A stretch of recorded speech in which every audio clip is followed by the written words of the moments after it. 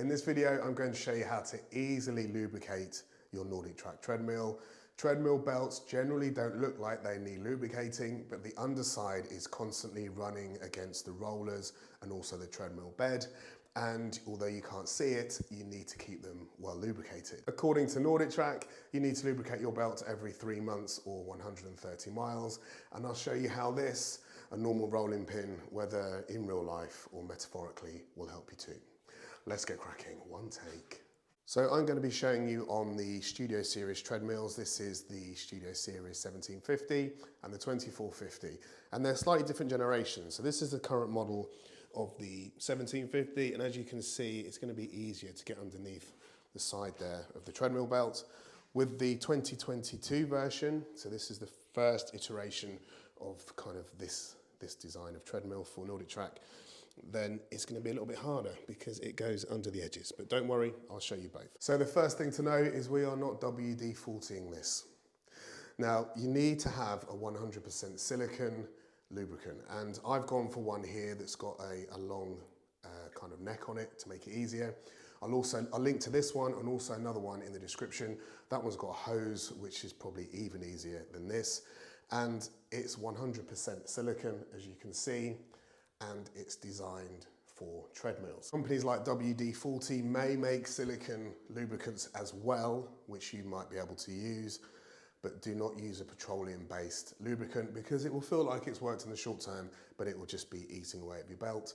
If you're really unsure, then go onto NordicTrack's website where you can just buy some lubricant directly from NordicTrack. So step one is to turn your treadmill off, and if you don't have switch sockets, then just unplug them from the mains as well. And then we're going to loosen this rear roller here, which is where the rolling pin comes in. And if you look next to the rear roller, so here, you'll see a hole. Let me just try and get a torch in there. You can see an Allen key. So you'll either have an Allen key like that, an Allen key hole, or you'll have a screw. This is where the rolling pin comes in. You don't need a rolling pin. But if I loosen these, so lefty-loosey, now I'm gonna go lefty-loosey, but this looks like righty-tighty because we're opposites. So if I loosen this, it pushes the roller forward and then the belt becomes slacker. If I tighten them, righty-tighty, it pushes the roller back or pulls the roller backwards and the belt becomes tighter. If your belt is off-center, then if you were to tighten this side, it would push the belt in that direction. And if you tighten that side, it pushes the belt in that direction. And that's how to center your belt as well, if it needs centering. Now you should be able to see that this belt is perfectly centered. So I've popped my tool in and I'm gonna just turn this. I'm gonna start with 3 times. Just to make life a little bit easier. I'm just gonna give that 3 rotations. So it doesn't matter if your starting point is different. It's just that your end point's the same. That's given me plenty of slack here to get under the belt. And then I'm going to kind of just go along in this pattern all the way down. And I'm going to do this side first and then that side.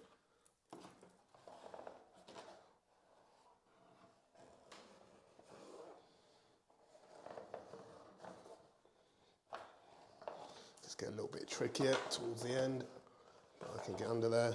And if I show you underneath, you can't really see it on there because it's shiny, but you can see there that it's gone on and that you can't quite see the pattern because it's dark under there, but take my word for it, I've gone all the way down. On the 2450 here, where the belt goes under the edges, I've just loosened it more. So I've undone this 5 times, just to enable me to just get a good purchase to push the belt forward and then get up.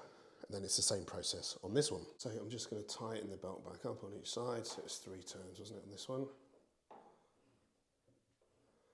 Making sure you do both sides. And then it's treadmills back on. And then you want a manual workout. You don't want any auto follow here. Just a manual workout with the timer on. And at about 2.5 to 3 miles an hour, you're just gonna walk for 5 minutes just to spread all the lubricant around and get it all into all the places it needs to be. I'm just gonna make sure I get all over the belt as well. As I've mentioned, I'll put a link in the description to the lubricants I've used and one I recommend as well.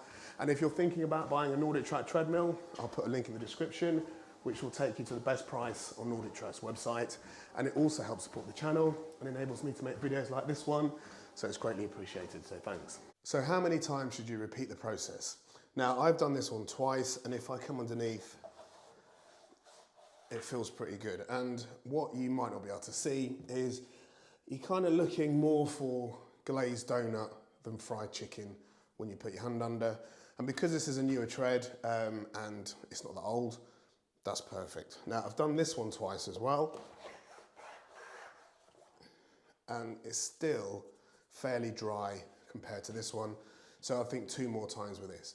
So if you're like me and you probably haven't done it as much as you should do, you might end up doing it 3 or 4 times.